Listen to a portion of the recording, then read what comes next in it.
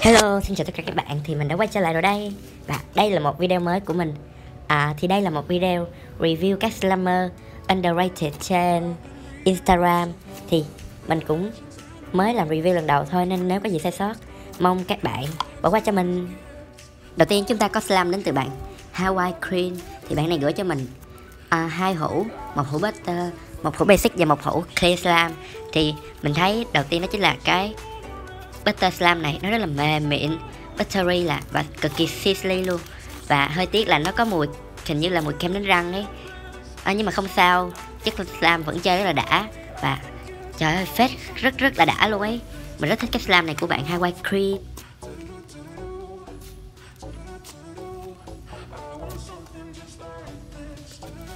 Các bạn thấy setup mới của mình đẹp không? Nếu các bạn có góp ý về cái setup này thì hãy comment ngay bên dưới video này cho mình biết nha. Tiếp theo chúng ta có một slam basic có tên là trà sữa dưa gan melon milk. Thì slam này là một dạng basic rất là glossy, clicky và bóng bóng thì rất là đã luôn. Nè, đó các bạn thấy không? Rất là đã luôn. Thì slam này khi ship tới mình thì có hơi chảy một xíu. Và cái slam này nó có một cái mùi cũng giống như slam trước ấy, nó có hơi thoang thoảng mùi kem đánh răng. Mà chỉ là thoang thoảng thôi chứ không có hôi đâu, nên các bạn đừng lo về cái vấn đề mùi hôi nha.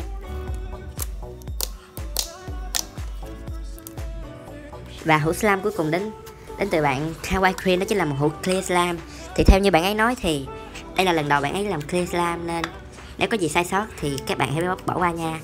Nhưng mà mình thấy thì cái clear slam của bạn ấy tuy nó cũng không trong lắm, nhưng mà cái chất các bạn có thể thấy nó rất là đã, dẻo và bóng bóng thì cực kỳ phê luôn. Vì đây là slam trong nên tất nhiên nó sẽ không có mùi. Cảm ơn bạn Hawaii Cream đã gửi review cho mình nha. Nếu các bạn thấy slam của bạn ấy chất lượng và tốt nè, mình thấy cũng rất là tốt ý, thì các bạn hãy lên ngay Instagram của bạn ấy là Hawaii Cream để mua ngay slam của bạn ấy nha. Tiếp theo chúng ta sẽ đến với slam của bạn Blueberry Slam. Thì bạn này gửi cho mình 4 hũ slam nhưng mà là size nhỏ, size hũ slam Hồng Kông ấy. Và bạn ấy có đi kèm cho mình một cái viên kẹo hình gấu trúc panda. Trời ơi, mình rất là thích cái viên kẹo đó luôn.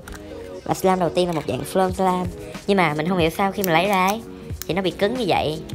Thì hũ slam là của bạn ấy cũng như vậy. Mình nghĩ đây là chắc là không phải là lỗi cho bạn ấy, mà là do lỗi cho mình, vì mình cũng để khoảng 1 tuần sau mình mới quay phim. Thì mình xin lỗi bạn Blueberry nhiều nha. Nhưng mà tuy nhiên chất slam sau khi mình đã bỏ cái lớp cứng ở bên trên ra thì nó chơi rất là đã luôn đó. Các bạn có thể thấy rất là mềm, creamy, dẻo và cũng có tí glossy trong trọng nữa. Chất slam thì cực kỳ phê nè. Và các slam này sẽ không có mùi nha.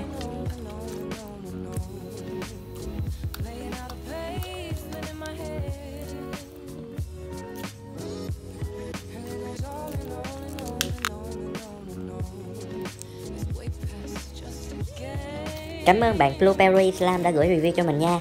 Thì các bạn hãy lên ngay follow Instagram của bạn ấy là Blueberry Slam nha.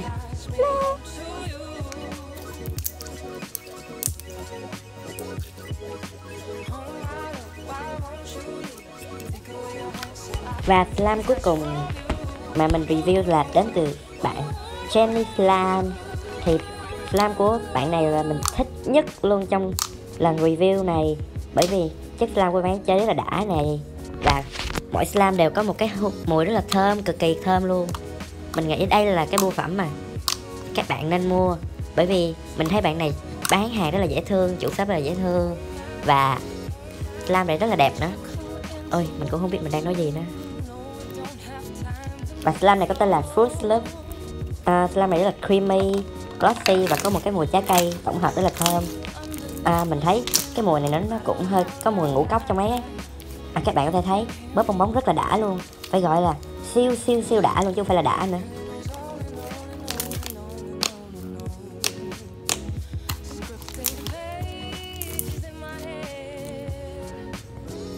Tiếp theo là một dạng Basic Slam, Glossy Slam có tên là trà sữa dưa gan Các bạn thấy có quen không? Đó cũng là một cái tên mà bạn Hawaii Queen đã đặt đấy. Thì chất slam này nó khác với chất slam của bạn. Hawaii Queen là nó đặc hơn, glossy và clicky. Mình thấy cái slam này có bong bóng rất là đã này, và tạo phấn hoa cũng rất là đẹp, foldable nữa. Các bạn có thể kéo nhiều lần và nó phồng phì lên, bóp bong bóng thì cực kỳ đá luôn.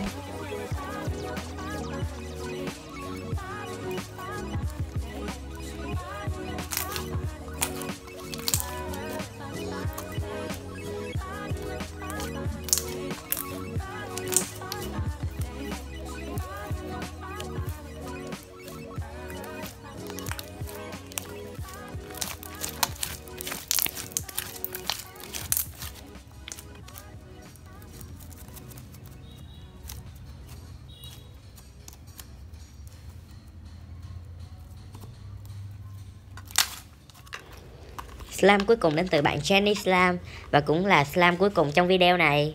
Đó chính là một dạng cloud slam. Chất cloud slam này mình thấy đó là bông tơi, nó hơi ẩm thôi chứ không phải là ướt. Cái độ ẩm này kiểu như giữ cho slam không bị cứng ấy. Và slam này khi kéo 2-3 lần thì các bạn sẽ thấy được cái độ bông và rơi cực kỳ đẹp của nó luôn. Các bạn có thể thấy mình chơi trong video. Trời ơi, mình thấy mà bây giờ mình còn ngứa tay, mình muốn chơi lại cơ.